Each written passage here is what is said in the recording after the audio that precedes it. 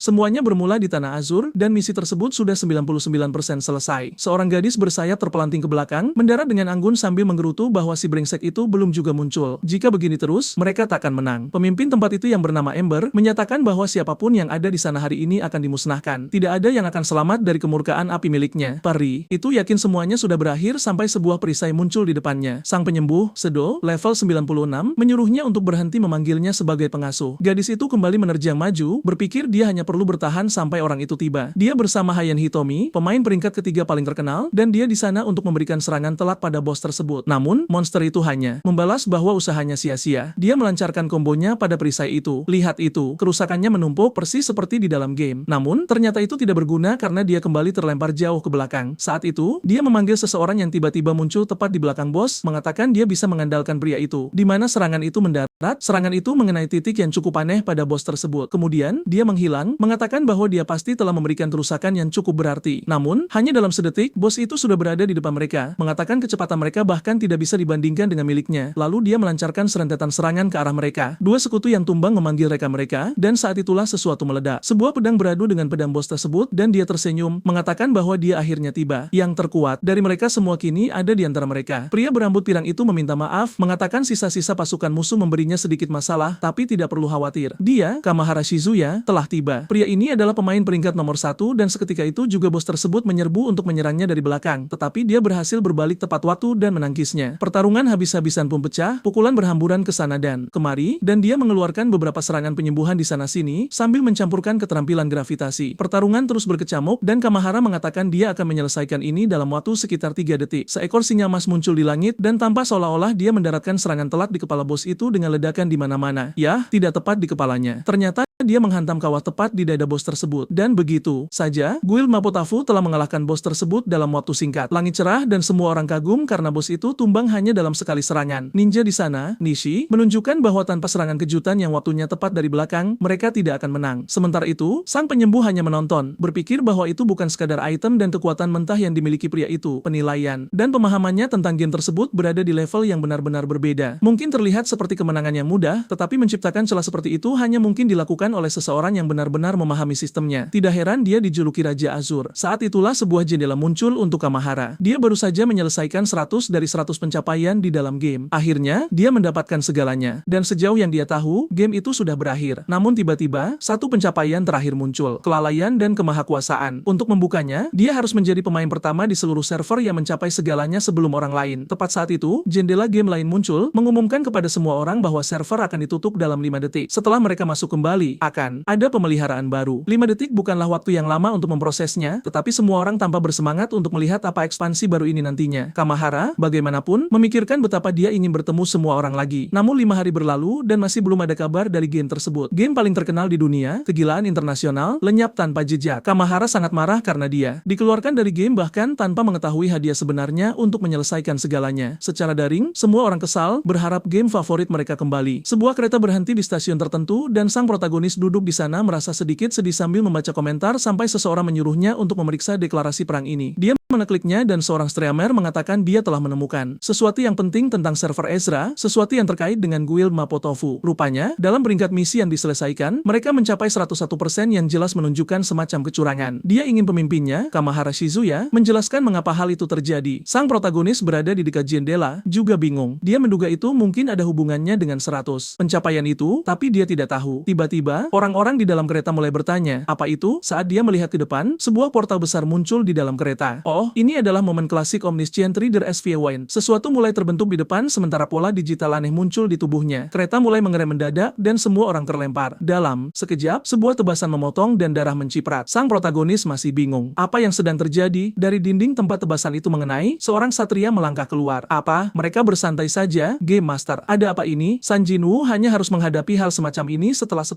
bab. Dan bukan hanya satu. Ada seluruh pasukan yang masuk ke dalam kereta. Semua orang berlari, tetapi makhluk-makhluk itu sudah mengejar mereka. Kesempatan apa yang dimiliki penumpang malang ini untuk melarikan diri? Pedang-pedang itu lebih besar dari tubuh mereka. Oh tidak, apakah mereka akan membunuh gadis imut di kereta itu? Dia terbelah menjadi 2. Dan protagonis kecilku yang terkasih mengira kamu akan melakukan sesuatu yang heroik, tapi tidak. Kamu hanya berdiri di sana dengan mata terbelalak. Kamu lebih baik sadar karena sementara kamu bertanya-tanya apa yang sedang terjadi, makhluk itu sudah datang untuk menyerangmu juga. Dia menghindar hanya karena dia pernah melihat teknik seperti itu sebelumnya. Makhluk itu sudah melompat di udara. Dia baru saja membuka portal. Tenanglah. Dan bagian terburuknya adalah sepertinya makhluk itu menggunakan teknik yang mirip dengan yang dia gunakan sendiri. Trik untuk menghindarinya sebenarnya adalah dengan menyerbu masuk dan menyelinap ke bawahnya. Monster itu menatapnya, dan dia menyadari itu persis seperti apa yang dia harapkan. Kamahara Shizuya adalah level 1 tanpa kelas sama sekali, tetapi dia memegang gelar Omision dan Omnipoten. Makhluk di depannya adalah komandan level 35, dan gerakan yang digunakannya adalah tebasan singa. Keluar dari wilayah cacing, dia sudah bertanya-tanya jalan mana yang paling singkat untuk keluar dari sini. Dia tahu dia mungkin berada di tempat yang dikenal dalam game sebagai Worm Dungeon. Masalahnya adalah monster-monster itu mengincarnya. Jadi, saat dia meledak keluar dari benda itu, dia terpaksa berlari lagi. Tapi anak kita tidak punya peluang. Bagaimana dia bisa menang 1 lawan 1 saat level 1 melawan 35? Tetap saja, dia mengatakan bahwa pada saat itu, entah kenapa, dia lupa bahwa dia berada di dunia nyata. Pikirannya tidak mencatat bahwa satu kesalahan bisa merenggut nyawanya. Sebaliknya, dia mendapati dirinya ingin memanfaatkan kesempatan yang belum pernah dia mainkan selama beberapa waktu. Ya, beberapa waktu berarti 5 hari. Pecandu yang putus asa. Monster itu hampir mendaratkan serangan, tetapi dia mengatakan kasihan sekali monster itu. Permainan berakhir saat cacing itu meledak keluar dan melahapnya. Rupanya, dia tahu waktu yang tepat kapan cacing itu akan muncul. Setidaknya itulah yang terlihat. Dia mengklaim dia bertaruh pada hal itu dan berhasil. Segera, dia mengeluarkan ponselnya sambil memikirkan teman-temannya. Semua orang berbicara tentang alarm yang berbunyi, tentu saja, tetapi baterainya tersisa 8%. Dan lebih buruk lagi, pasukan lain berisi makhluk level 30 sudah menuju ke arahnya. Jadi, dia harus bergerak cepat. Setidaknya game ini cukup murah hati dengan fitur auto load. Item diambil secara otomatis. Dropnya adalah pedang level 25 dengan statistik konyol, dan dia mengatakan tidak mungkin benda sekuat ini ada di awal permainan. Sebuah pesan kemudian muncul menanyakan apakah dia ingin mengaktifkan Heart Rate Pursuit. Itu adalah keterampilan yang digunakan untuk mengambil kembali barang yang telah dicuri darimu. Oh, ternyata dia tidak mengaktifkannya. Monster itu menggunakannya padanya karena mencuri pedangnya. Meski begitu, dia melengkapi pedang itu dan sedetik dia berpikir dia naik level ke-8. Mungkin statistiknya berkurang atau mungkin karena gelar omnipoten itu. Apapun itu, segera setelah dia memegang pedang itu, dia membuka keterampilan komandan. Dia segera mengaktifkan bendera. Keberanian yang membuatnya berlari lebih cepat dan terus berakselerasi, meskipun menguras mana. Masalahnya adalah satu-satunya gerakan ofensifnya adalah tebasan singa, yang bisa digunakan 3 kali berturut-turut, tetapi itu tidak cukup untuk memberikan kerusakan nyata. Karena dia bisa melukai mereka, dia memutuskan untuk menggunakannya untuk mobilitas, melompat menuruni tangga. Tapi makhluk-makhluk sial itu tepat di belakangnya. Game ini benar-benar berusaha keras. Kemudian dia memalsukan lompatan dan bersembunyi. Melihat ke bawah ke arah pedang, dia tahu itu satu-satunya alasan dia masih hidup. Yang aneh adalah dia pernah melihat item ini di dalam game sebelumnya, tetapi versi ini jauh lebih kuat. Sisi negatifnya adalah Heart Rate Pursuit akan segera aktif lagi, membiarkan monster-monster itu melacaknya sekali lagi. Seluruh kereta sekarang penuh dengan bayangan seperti sesuatu langsung dari dunia Sanjinu. Dia menyadari ini gila, bahkan di dalam game tidak sesulit ini. Tapi kemudian dia melihat sebuah batu, jenis yang mewakili titik respawn di dalam game. Hanya saja sekarang terlihat seperti monster yang muncul kembali di sana. Yang aneh karena seharusnya itu adalah pemain. Saat itulah dia sadar, monster-monster itu memiliki kemampuan seperti manusia, menjatuhkan barang dan muncul kembali. Rupanya, alih-alih menjadi game di mana manusia berburu monster, situasinya terbalik, yang mengerikan karena itu berarti makhluk-makhluk itu bisa terus muncul tanpa batas. Sekarang dia akan melihat bagaimana kehidupan monster yang membunuh pemain hanya untuk melihat mereka kembali ratusan kali. Dengan pemikiran itu, dia memutuskan dia tidak bisa hanya berdiri diam dan mati. Bagaimanapun, dialah yang memiliki peluang terbesar di sini. Tidak ada yang tahu game ini lebih baik daripada dia. Bahkan jika musuh seperti pemain abadi, dan bahkan jika dia hanya memiliki 1 nyawa, dia akan bertahan. Sudah menuruni beberapa anak tangga, dia mencari Worm Dungeon. Tepat di depan, dia menemukan jalan ke area peringkat C,